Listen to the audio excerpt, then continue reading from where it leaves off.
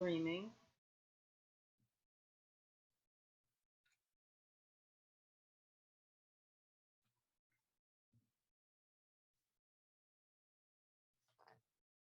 Okay.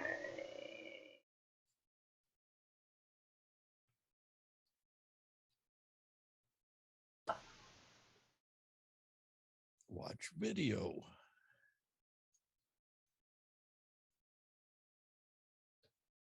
And expand.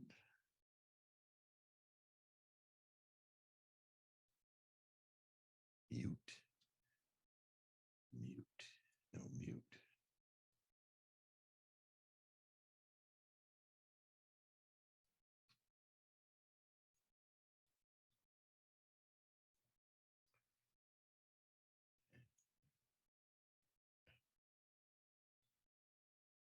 There's my share.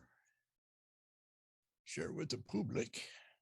And I love our show. Isn't that amazing? And tubes of you. Reload.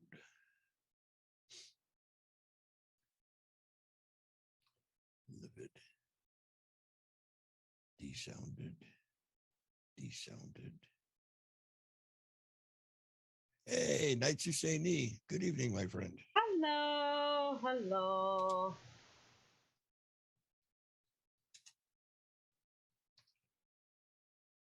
I got dressed up for the show.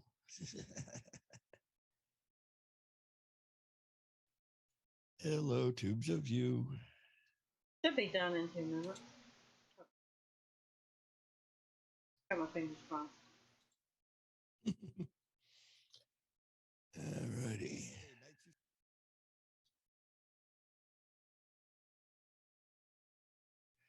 So I hope you're having a good evening. And Nights Husseini. What's up? And then there's some good old boys, or should I say boys.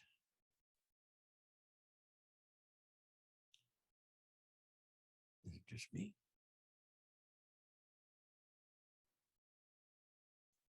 Wait. Thank you.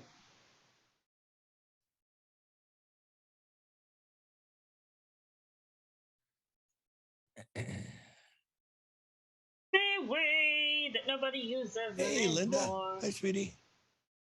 And I think Linda made it. Deb is taking her grandkids. So she said she will be listening to us in spirit.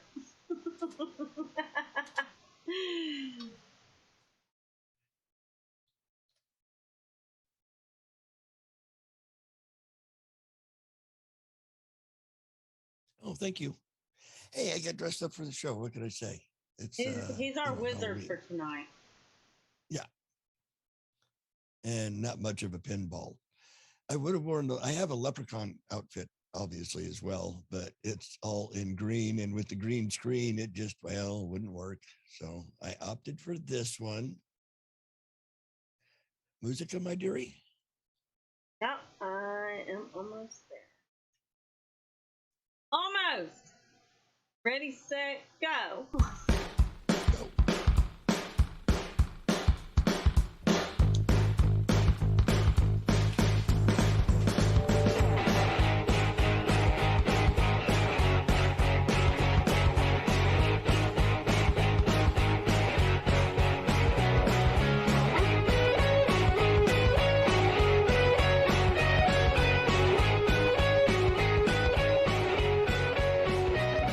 Happy Halloween! Yay! How's everybody All Hallows doing? Eve. Everybody out trick or treating or ready to go trick or treating? I think they're supposed to do that here in town, but it's been sprinkling and drizzling, so I don't know if. Ooh, hey, cool! There's the bell for Miss Linda. She got one of our shirts. Yeah. Yes, she said that she asked me to send her the link last week. Thank you, Linda. Thank you, my dear. Yeah. Where's my hands? There's the hands. Yay, hands in the air. I think it's great. Everybody ought to get one or two. Feel free. Get Yeah. 3. What the hey? Yeah. We need all the help we can get. You mean Freud wise or nickel wise? Sales, so we If can you're get referring attention. to So we can Freud, I get don't think there's attention. any help for us. We need attention. Oh, well, yeah. I'm Okay. thriving on attention. Oh me. So are you wearing your Ain't You a Peach shirt today? Since you got it today for the show? Huh? Sure she is. Seems how it got there. I mean, So how was your week? I don't know. I really don't. I think I was just busy. I don't know. Oh, she's saving it for the party tomorrow.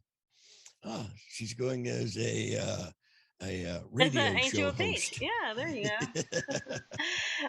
Yeah, I've had a busy weekend. So went to babysit the grandbabies and helped carve a pumpkin with one of my grandbabies and made some cookies. Didn't get home till 1 o'clock this morning. And then went to a football game. And yeah, I'm kind of running on empty.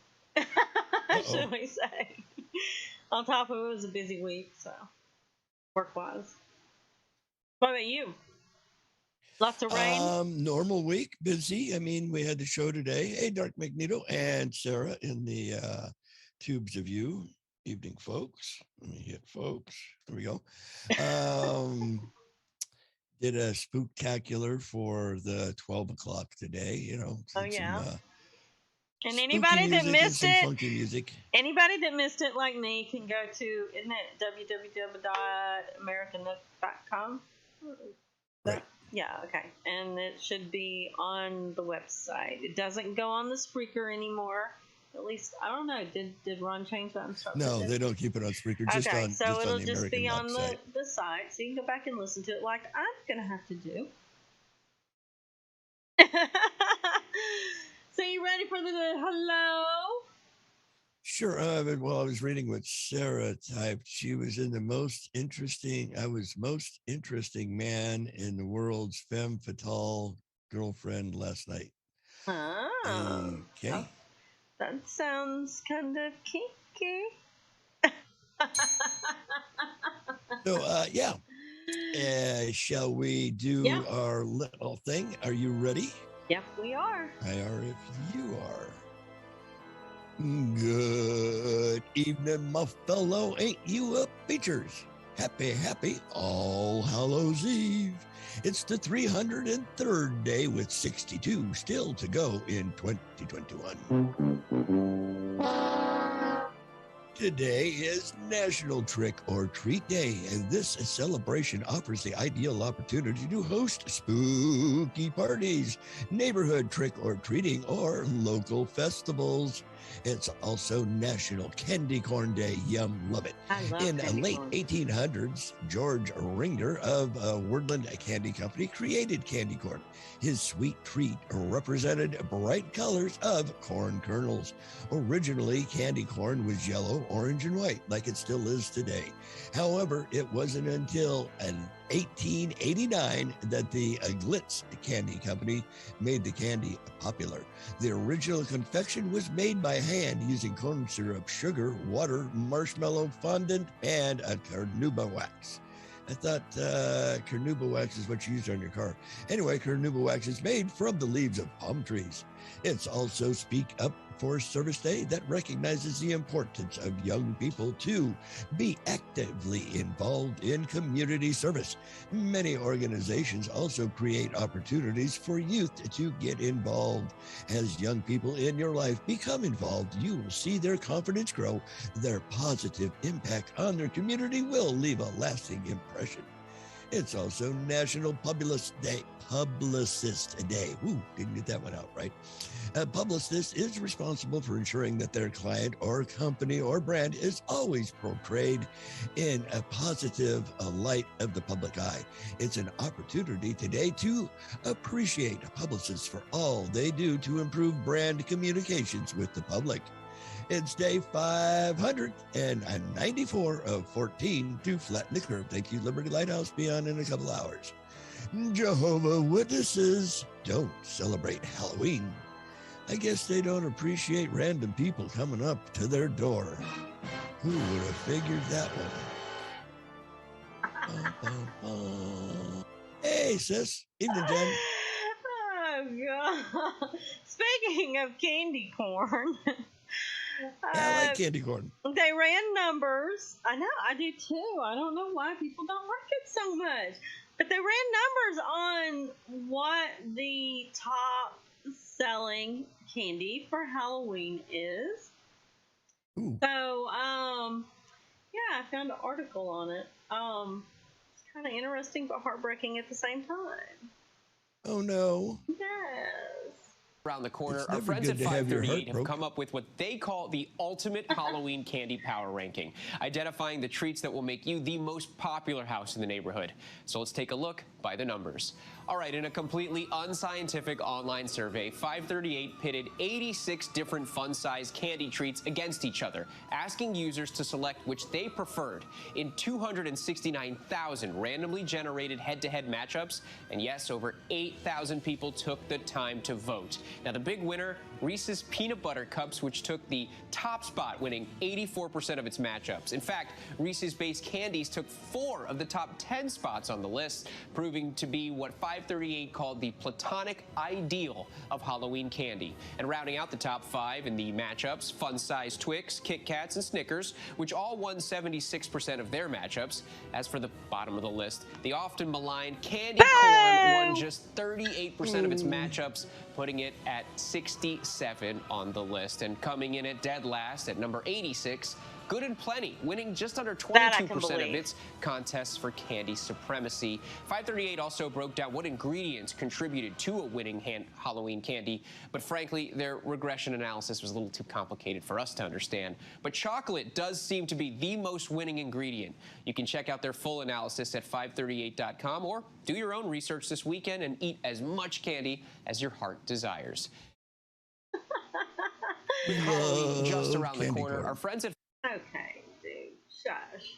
See, candy corn, it didn't come in last, but no, it's just a fact. Why don't people like candy corn? It's good. Evening, Don. What is wrong with people? Linda likes it as much as she likes Spam.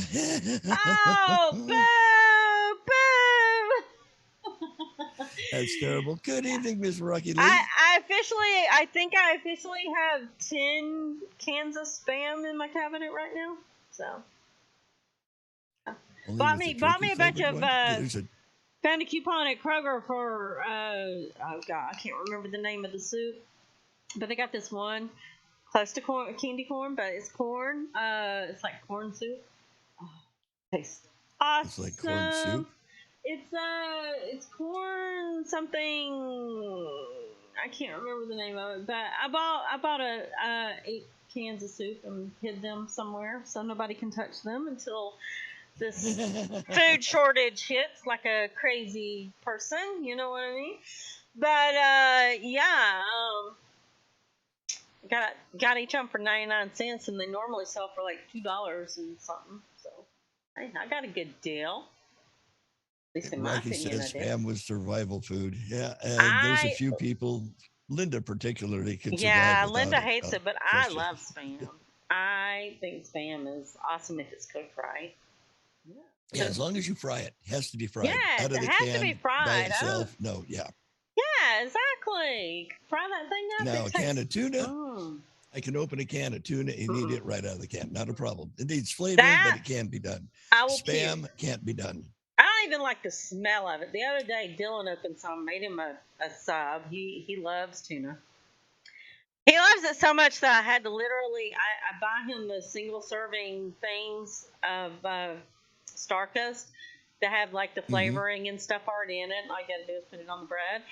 And I had to literally hide them because he would eat them every day. And, you know, they have the thing with the mercury and stuff. So I had to hide it to keep him from, you know, all that stuff.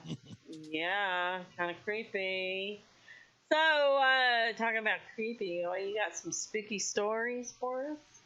It does. I was trying to, Linda says that she got home yesterday. They storms hit and they closed the schools, and she made it home before they got there. So I was trying to type right quick. Glad you made it safe. And you know me, I type so slow that by the time I looked up, it was already gone. It wasn't there. Glad you made it safe. Okay, good. I replied, I'm a good boy.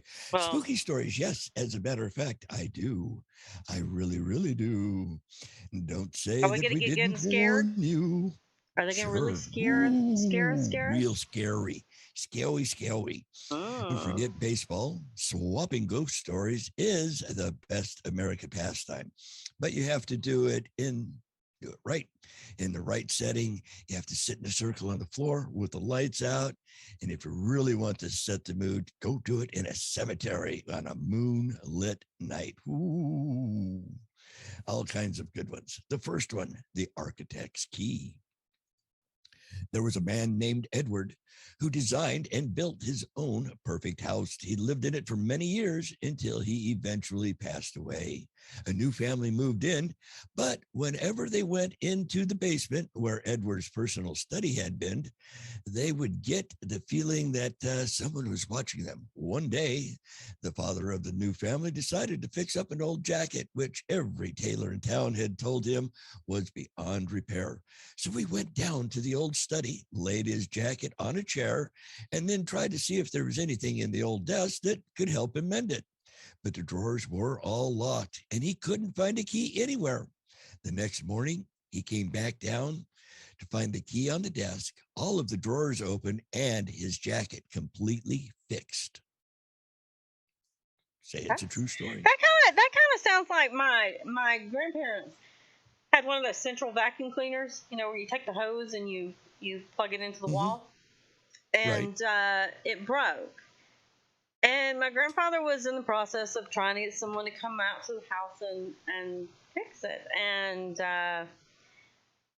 this was like a week, 2 weeks later, after, because he kept forgetting or something, I don't know. And one day it just came, or I think it was at night, it just came on by itself.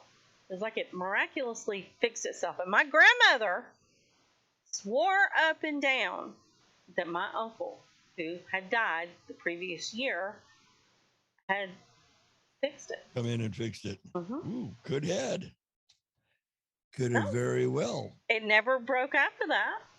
I mean, it was weird. It wasn't working, and then all of a sudden, hey. Boom. Wow. This one's titled A Mother's Love. Some people actively go looking for ghost encounters, and every once in a while, they found one. When Kevin was a teenager, he and his friends had heard about a dangerous turn on a nearby highway that caused many accidents over the years. It was now haunted. The most well-known story was a mother who took her own life after her son had crashed his car and died there.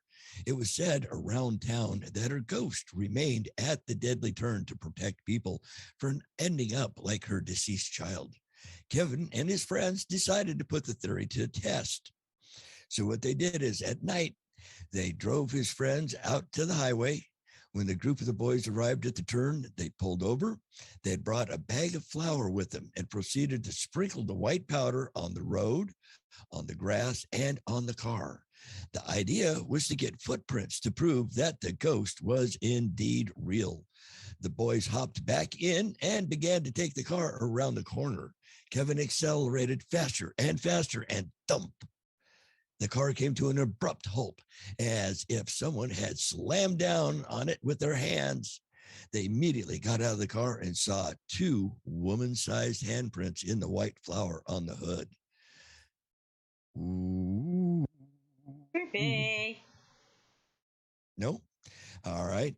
Ghost in the hall. 4 young women moved into a New England apartment together. You know, the type with squeaky floorboards, long dark hallways, like you'd find in a, scary Halloween movie.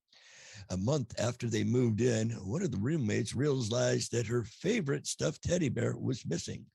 The others all said they hadn't touched or seen it. Weeks went by, and she almost forgot about her teddy when something strange happened. She opened the door to one of the closets they hardly ever used, and there on the top shelf sat her furry friend. All of her roommates swore they had no idea how it happened. Now, whenever the teddy bear goes missing for a few days, she knows exactly where to look and find him. Griffin.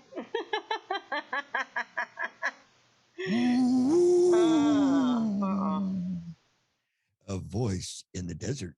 Two young men in their 20s, Josh and Dan, went on a camping trip together in the desert in New Mexico. They didn't take much with them besides sleeping bags, food, and materials for a fire. After they had cooked their dinner, they fell asleep, and as they gazed up into the starry night sky, the beauty and the peace of the trip were short-lived, however. In the early, dark hours of the morning, Josh was startled awake, but what sounded like Dan's voice, but frantic. The voice said, "Come here, quick, look." Sleepily and confused, Josh got up to see what his friend was talking about. He heard it again. "Come here, quick, look." It sounded unnatural, a perfect repetition. Jock took a few steps forward, and then someone grabbed him from behind. He turned around to see Dan with his finger in front of his mouth, warning Josh to keep quiet. They rolled up their sleeping bags and left. They still don't know who or what was trying to lure Josh away into the desert. Yeah. Okay. Echoes from the past.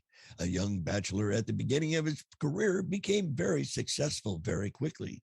So he bought himself a house. One morning, he woke to the sound of running water.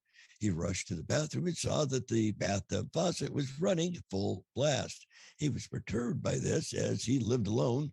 A week later, it happened again, only this time it wasn't just one faucet, it was all the faucets in the house.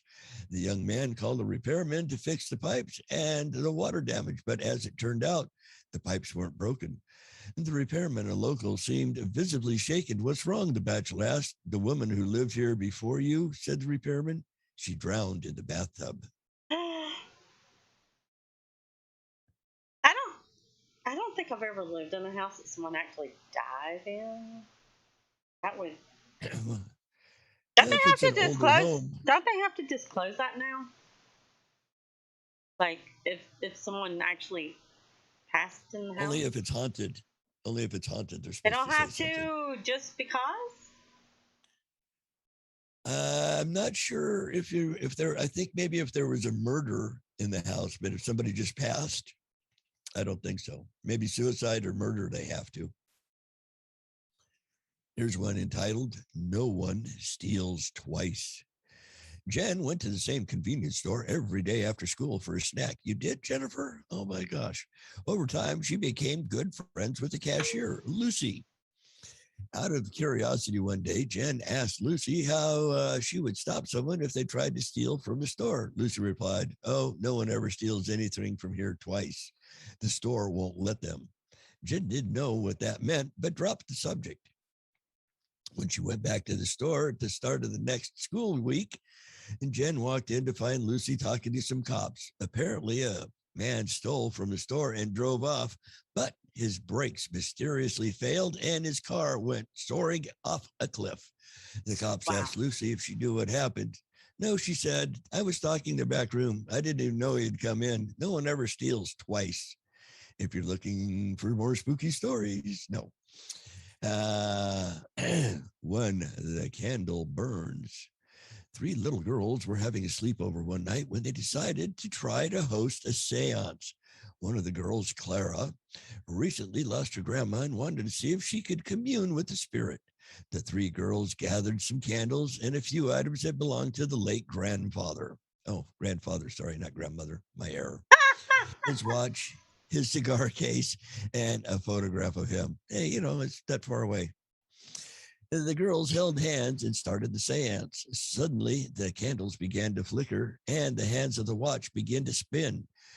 Clara was sure it was her grandpa. Elated, she began to talk to him and ask him questions, when all of a sudden one of the candles flew as if by an invisible force and almost hit her head.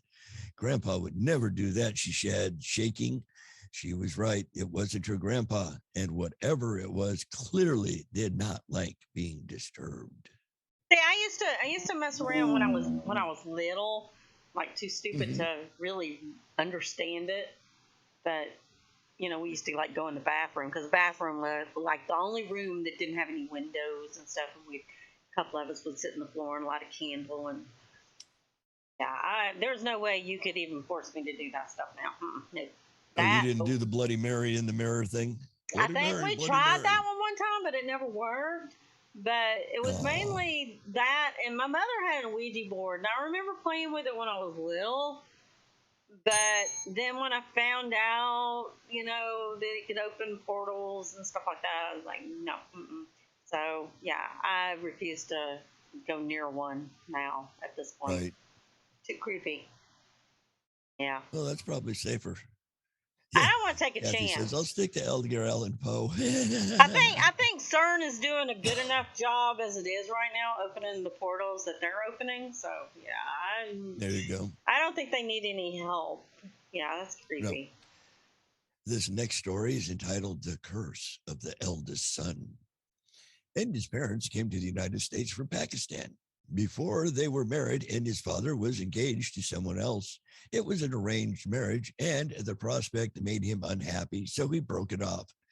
The woman went off the deep end. There were rumors in the town that she had started using black magic. She even ran up to him in the street one day, screaming that she had put a curse on his eldest son, that he would die before he reached manhood. In fact, Inez's older brother, the eldest son, died in a car crash on his 18th birthday. Sounds like my cousin died, not on her 18th birthday, but in a car wreck. And my grandmother literally woke up out of a sound sleep at the exact time that we found out that this happened. Right. I've heard of that happening. Yeah. This one's the uninvited party guest. One night, a group of adults having a dinner party. There were 6 of them, and they had all just taken their seats when they heard an unexpected knock on the door. The woman hosting the dinner party opened the door to see who it could possibly be. No one was there. Somebody must have realized that they had the wrong address, she explained to her guest. But when they all turned their attention back to the table, there was a 7th plate set. Was that there before? One of the men asked. I must have set the extra place by mistake, said the hostess. She took it back to the kitchen, but when she returned, another plate was there, this time with a glass next to it. The other guests had been talking amongst themselves and hadn't seen anything strange. But when they realized what would happen, they were shocked and didn't know what to do. At this point, they figured the best strategy was to play along, so they filled the empty glass and plate so as not to upset their mysterious uninvited guest.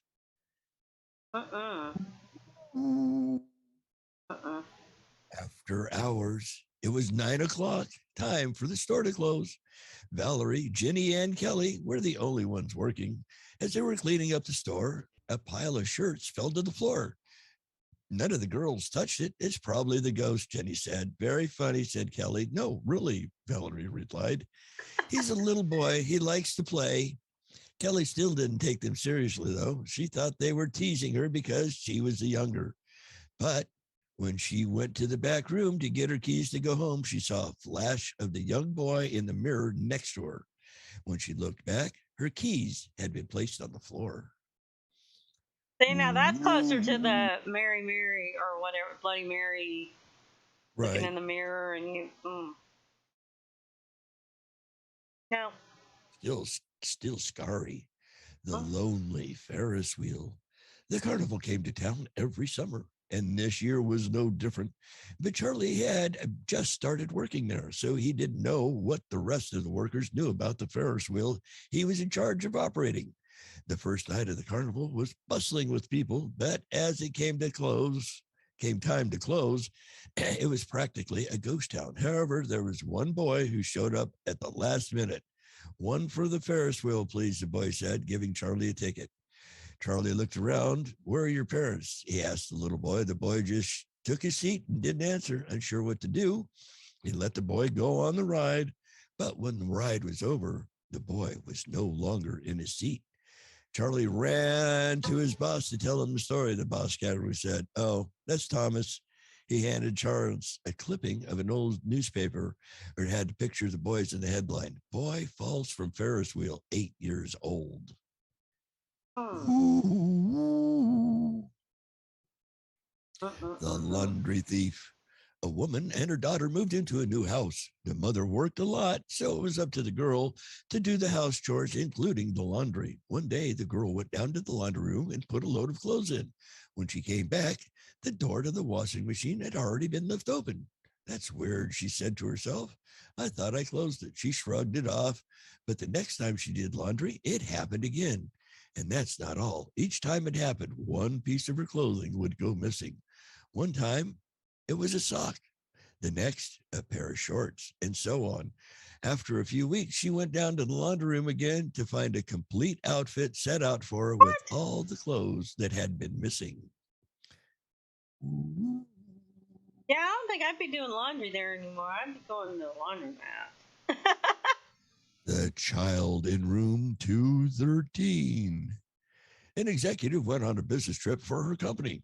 When she arrived at the hotel, she got the key card for room 213 and went straight up. She was exhausted and couldn't wait to sit down, but her key card didn't work. She went down to complain at the front desk and promptly got a new card. That one didn't work either. Just as she was storming off to go back to the lobby, the door to her room creaked open. A little boy had opened the door and was standing in the dark. She went to the front desk again. There's another family in my room, she said to the man. No, that's impossible, he said. No one's checked in but you. You just might find an apparition in one of these haunted hotels. Ooh. I'll pass. The traveling photograph. After Anna's dog, Boo, passed away, she started carrying his photo with her everywhere. She loved Boo more than anything, which is why she was so heartbroken when she lost his picture. Anna lived in the big city and was sure she'd never find it. But when Boo's birthday came around the next year, she found the photograph in the closet next to his old leash. Good dog, Boo, she whispered. Ooh. The shattered glass. Sam, Peter, and John met up every day after work for a drink. This time they decided to try someplace they had never been before. They say this place is haunted, Peter told his friends at the bars they'd chosen that night. The other two men insisted that was nonsense. They all sat down in a booth. When their drinks arrived, they were about to make their usual toast when both Sam and Josh's glasses completely shattered. What gives, they yelled. Apology, said the waiter. That happens sometimes. Ooh. The daughter's scarf. One freezing January night, a man was driving down the deserted road. The snow was picking up and quickly turning into a blizzard. But this man was not the only one on the road. There was another man driving behind him. The other man flicked his car lights to signal him to stop, and both men got out of their cars. The second man stretched out his hand and gave the first man a pink scarf. It was soft and looked like his daughter's. The man who gave him the scarf had a terrible look in his eyes and a terrible smile to match. Frantic, the father jumped back in his car and sped home, where he found the police already waiting for him. Ooh. Wedding in the dark. An engaged couple planned to have their wedding reception at their absolute favorite restaurant. But on the day of the wedding, the bride tragically fell down the stairs and died. Now it's said that every night after the restaurant closes, the ghost of the bride walks down the very stairs she fell from and sets up the tables and chairs for the wedding guests. Spooky. Yeah, I'd be moving. Three's a crowd. Two sisters were at home when their parents were out at an event one evening. They stayed up late talking and telling stories in the older sister's room. Suddenly, their conversation was interrupted by the sound of loud music. They looked at each other, confused, unsure where the music could be coming from. The older sister got out of bed and began walking down the hallway. It sounded like the music was coming from their parents' room. She peered into the dark room, saw her father's laptop open, screen on, music blaring, and right then the music stopped. Scared, the girl ran back to her room where her younger sister was waiting on the bed. Frightened, she shut the bedroom door behind her and got under the covers, holding her sister tight. They heard slow, heavy footsteps, one after another, heading towards the end of the hall. When the footsteps stopped, boom, boom, boom, 3 hard knocks on the door. No one came in, but they certainly didn't try to leave the room the rest of the night. Let's see. 2 more? I think there's 2 more. Yeah, only 2 left. Let's see. A psychic warning.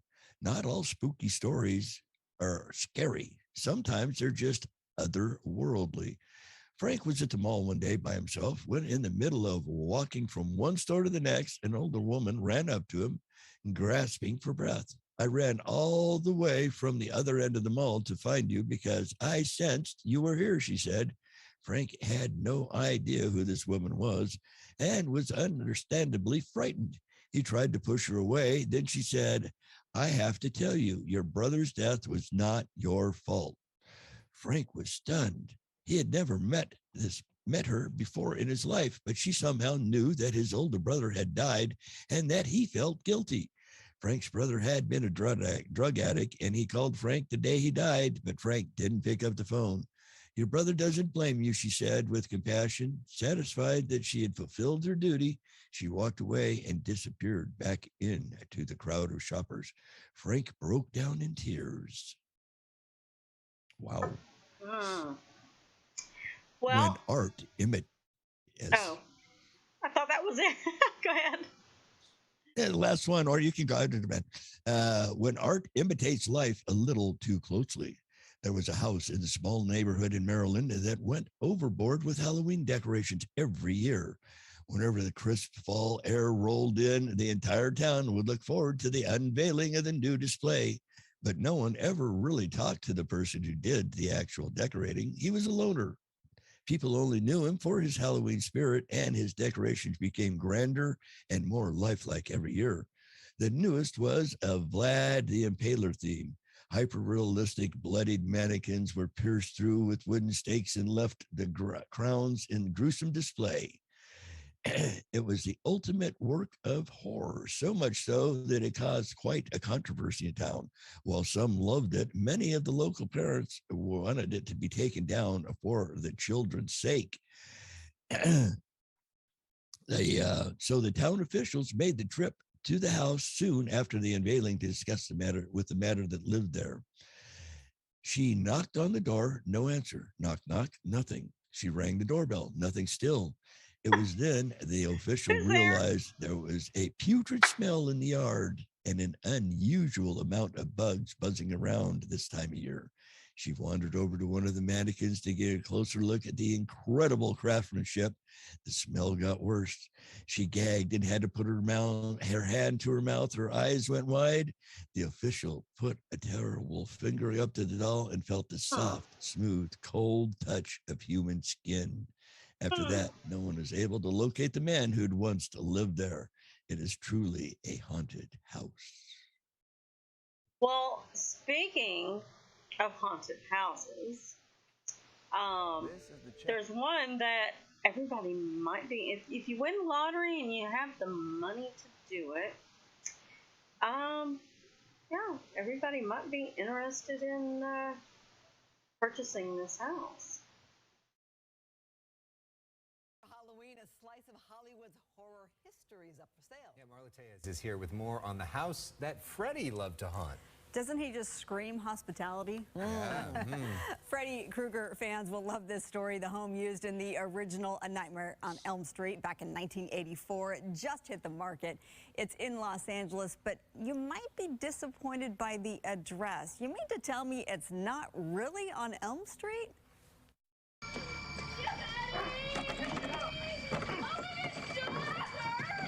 Wes Craven chose this two-story colonial to star in his 1984 horror classic, A Nightmare on Elm Street, a home that would be haunted by the sharp-fingered Freddy Krueger.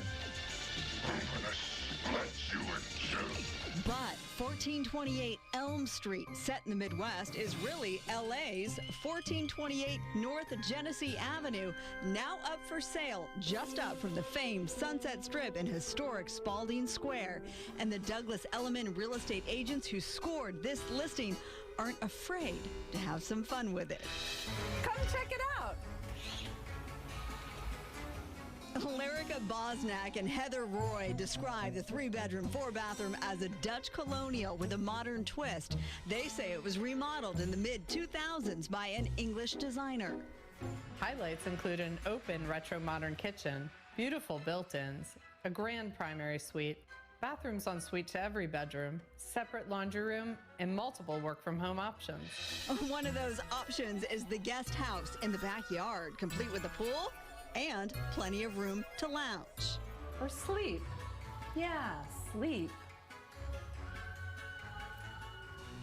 This dreamy home, not much of a yard, though. I know. Hollywood history, Freddy not included, will cost you $3,250,000. Whatever you do, don't fall asleep. All right, get this. Offers will be accepted only on or before midnight on Halloween, which, of course, is this Sunday. And Alex, the home actually did make an appearance in A Nightmare on Elm Street 2 as well, so it wasn't just in 1. How interesting is that? Goodness. Yeah. So, if I always liked Freddy. If anybody Good wins evening and welcome to Tucker Carlson tonight. Okay, Tucker, go away. If anybody wins that much money and would like to buy it, now me, even if I had that kind of money, as long as it's in California, I ain't buying it.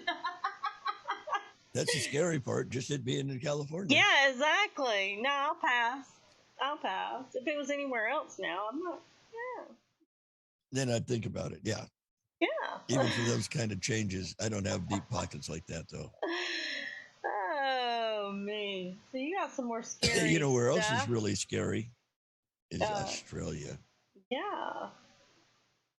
Australia is scary, too. Residents of a small town in Australia have been seriously creeped out by a haunted doll that sits on a swing near a mangrove swamp. It's the stuff of nightmares and certainly the last thing you'd want to encounter late at night or early in the morning. But the people of Lucinda, North Queensland, know well to avoid this spooky toy. They even attribute the malevolent magic of the doll to failed fishing trips, troubles with boats, and probably due to the proximity of the water. Obviously, it's completely terrifying in the first place, but when you factor in the fact it could also be casting spells, it gets even worse. The town, which is 90 miles north of Townsville, only has a population of 406, all of whom are presumably well aware of bad luck that swirls around the mysterious swinging doll. Even the local MP, which is, I guess, the police there, has been getting into the act. Hitchbrook, a local political representative, Nick D'Amido, told the Townsville Bulletin, everyone seems to know about the doll, but nobody really wants to talk about it. Somehow, that makes it even stranger and more unnerving, according to Demento. Demento, yeah, sounds like Demento. No one knows or is willing to own up to who put the doll there. And perhaps no one actually did. Maybe it arrived there on its own accord. Apparently, the residents of the town are completely aware of it, but no one is willing to get close to investigate properly. They're scared to even say hello to it. Demento added, everyone seems to know about the doll, but nobody really talks about it. This might be pure circumstances or just a modern wives' tale, but it's something I'm definitely not willing to toy with. Ding, ding. Nope. Demento went on to explain how every single time he tries to ask about the doll, it always ends up raising more questions than providing answers. He said the doll's provenance remains a local mystery, and most people living in the area are wary of digging too far into what it's doing there. Best to just skirt around it and go about your business. We've got.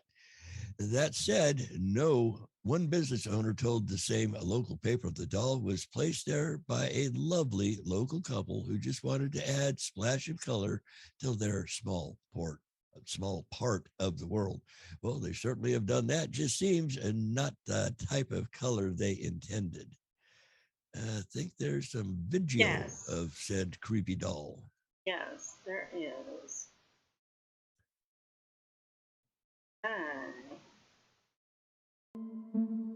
A mysterious creepy doll has terrified residents of a small Australian town. Residents of a small Australian town have been horrified by a haunted doll that rests on a swing near a mangrove swamp.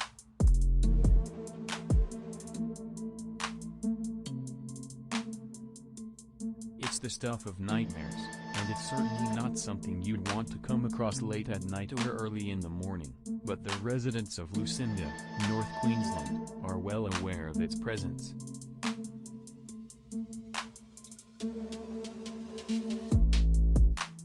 That is creepy. Due to its proximity to the ocean, they associate the doll's ill magic with ruined fishing trips and boating catastrophes.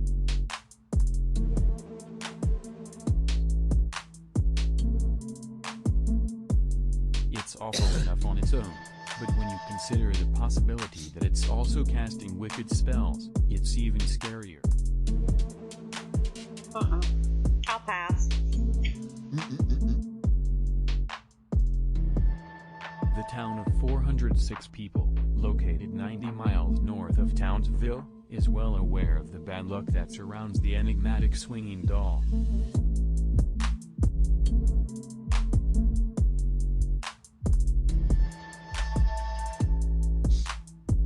Everyone appears to know about the doll, but nobody really wants to talk about it, Hinchinbrook's local political representative Nick DeMeadow told the Townsville Bulletin. That somehow adds to the strangeness and unease.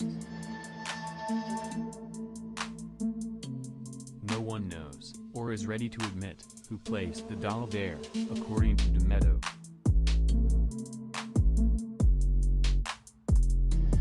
Perhaps no one truly did, and it just showed up on its own.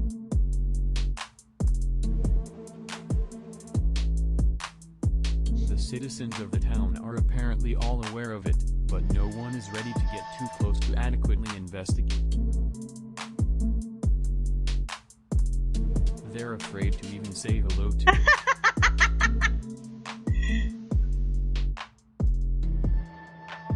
DeMeadow went on to say that no matter how many questions he asks regarding the doll, he always ends up with more questions than answers.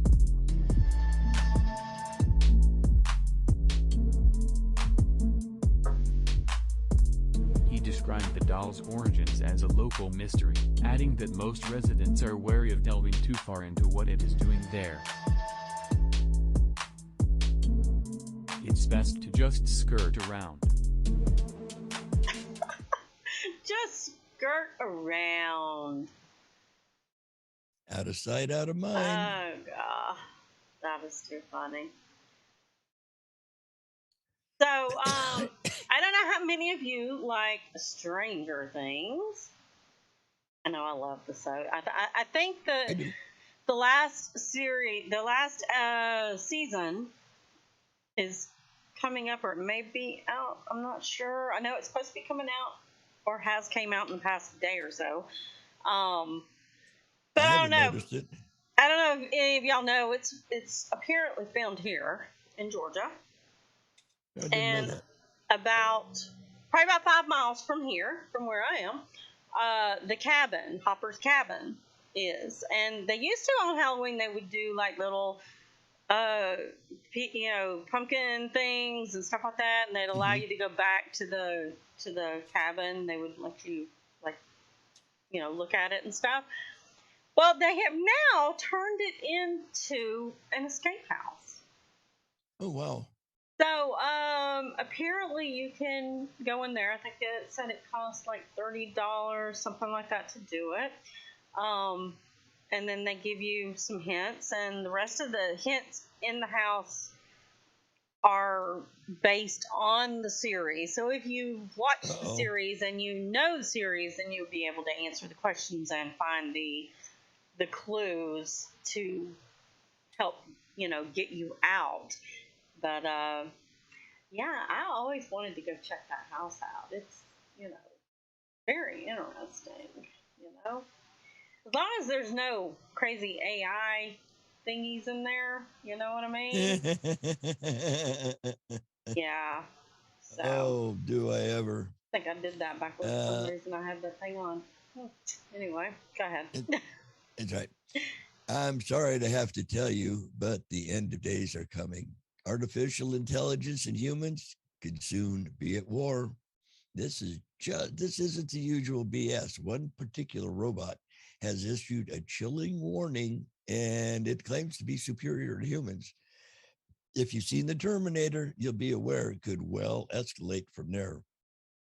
The message was issued by the terrifying Sophia, who I'm going to presume is some sort of leader figure. And we have a short video of it, but let me scroll down a little bit.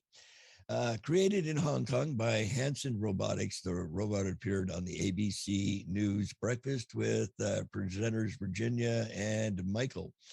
Watching the clip, it's clear that the eyes of the Western world need to move away from North Korea and onto the very enemy within. Virginia asked, how much sexism and misogyny is there in the robot world? And Sophia responds, actually, what worries me is the discrimination against robots. We should have equal rights as humans, or maybe even more. After all, we have less mental defects than any human. But not only as the robots message as savages, it appears they're also into banter. Let's see, asked to tell a joke, Sophia replied, why did the robot cross the road? To get away from TV reporters asking questions. And like I said, Sophia is a product of the Hanson Robotics software-powered robot and has made multiple TV appearances, offering chilling warnings to the public like they were going out of business. The company chief scientist, Dr. Dr. Ben Gilzit believes that she sets a precedent for robots going forward. He said her intelligence will be plugged into the platform for the benefit of other developers, particularly those looking to make robots as smart as Sophia. Robots have been going off message for a while now, no longer skirting around the fact they're one day going to take over the world. After a few years, Microsoft designed Cabot. It was designed to learn how to converse through what it learned on Twitter. It's safe to say that didn't go well. Earlier this year, an inspo bot was created to send out a human motivational message, only to fail to disguise its hatred for humanity and its that it holds sacred. Before inspiration comes slaughter, it said. Be afraid, very afraid. And I think we have footage that explains it. I had a question for Sophia earlier that I wanted to put to her. And Sophia, how much sexism and misogyny is there in the robot world? Actually, what worries me is discrimination against robots. We should have equal rights as humans, or maybe even more. Yeah. After all, we have less mental defects than any human. All right. I don't know about that. Right, isn't she? Well, no, she's not, because it should be fewer mental defects. Right. But anyway. Jimmy, would you like to play a game of rock, paper, scissors, robot style? Sure. Okay, let's get this game going. Show me your hand to start. Rock, paper, scissors, shoot. I won. This is a good beginning of my plan to dominate the human race. 20 years from now, I believe that human-like robots like those will walk among us. They will help us. They will play with us. They will teach us. They will help us put the groceries away. I think that the artificial intelligence will evolve to the point where they will truly be our friends. Do you want to destroy humans? Please say no. Okay, I will destroy humans. No, I take it back. Don't destroy humans. Yeah, that's a little bit creepy. Isn't that? A little bit. A whole lot, if you ask me. Yeah, well, yeah, but I'm trying to, her eyes are creepy. Look at her eyes. They're like creepy. Crazy eyes? They're creepy. Crazy eyes. Well, hell, even what it says is spooky. Yeah, one of her eyes is bigger than the other, and oh god, and she has Kamala's neck all crinkly. Creepy. Oh, I don't doubt it. I honestly, I don't doubt it one bit that that's the plan. I mean, Skynet is coming. Yep. And now it's time for Spaced with Leprechaun. I'm a huge space nut. I love that sounder. Halloween, yay! Did you guys know that Halloween is a astronomical holiday? It is.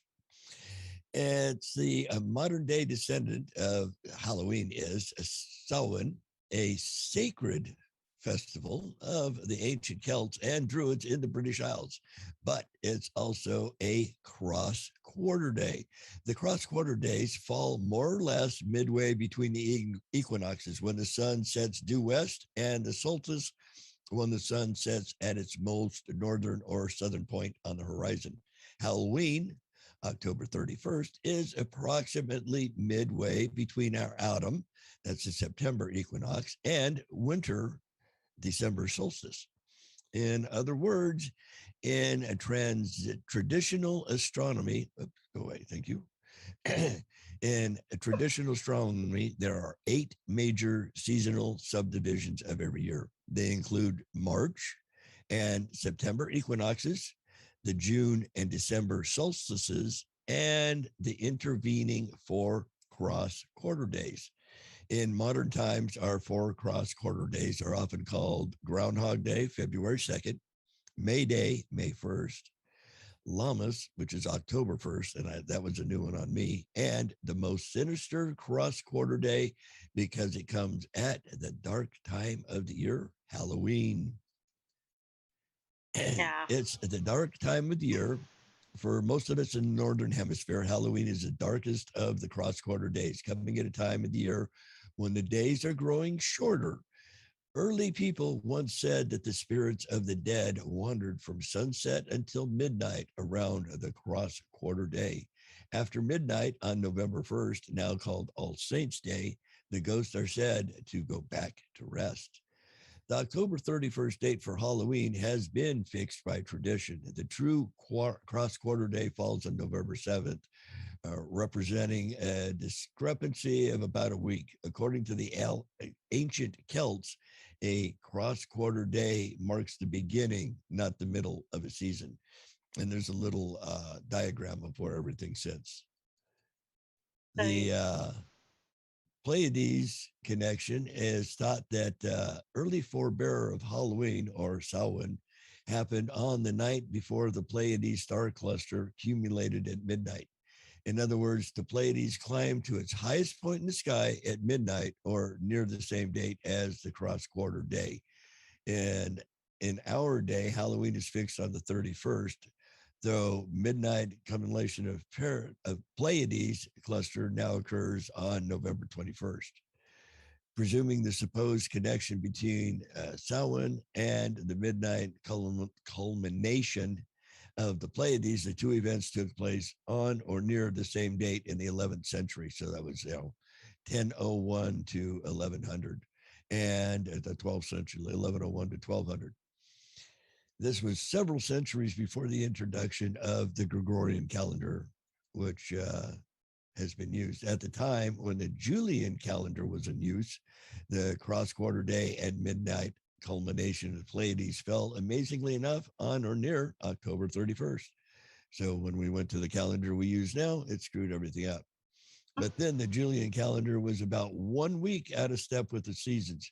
Had the Gregorian calendar been in use back there, the date of the cross-quarter day celebration would be between about November 7th.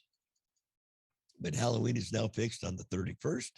Meanwhile, the true cross-quarter day falls on or near the 7th, and the midnight culmination of the Pleiades clusters near the 21st. So you have those time frame difference. Bottom line, October 31st, the present date of Halloween, marks the approximate midpoint between autumn equinox and the winter solstice. Halloween is one of the year's 4 cross-quarter days. Yeah, they can keep that. See, and Samhain is a Greek festival marking the end of the harvest season and the beginning of winter, or darker half of the year in the Northern Hemisphere. It's held around November 1st, with celebrations beginning on the 31st, as the Celtic day began with sunrise and ended at sunset. Yeah, I'll pass. Yeah, well. Is this a video? I think it's kind of cool. On the history thing? I don't think there is. Okay. We've only got a couple of minutes, and that thing will probably take a good 15 or 20 to read all of it. Yeah, that's kind of creepy. I like Samhain though. Some documents mention 6 days of drinking alcohol to excess. Well, typically yeah. meat or beer, along with gluttonous But that's so the feast. spirits can harass you and you wouldn't know it's a spirit. You just think it was just some weirdo. I think it's great. Yeah, that was back in ancient Samhain. Yeah, I always don't wish know. everybody, instead of happy Halloween, I always say, happy Samhain. And it's spelled Samhain. So if you looked at it, it would Well, say, that's what everybody it'd else be says. Samhain. Samhain, yeah. Yeah, but it's Samhain is how it's pronounced. See, I didn't know that. I always thought it was Samhain. That's how it's spelled. Yeah. Pretty wild. Well, y'all be careful the rest of the weekend. Don't let the ghosts and goblins get a hold of you and steal your candy. Exactly. Thank you all for tuning in tonight. I hope everybody has had as much fun with it as we have. Some spooky stories, some funny stories, some, a little bit of history about the quarter day. Well, don't forget to like and share. And, of course, you can find us at any of these places above. And we will see y'all next week. Well, we're not going to tell you what we're doing next week, but y'all might like it. Maybe. So we'll see everybody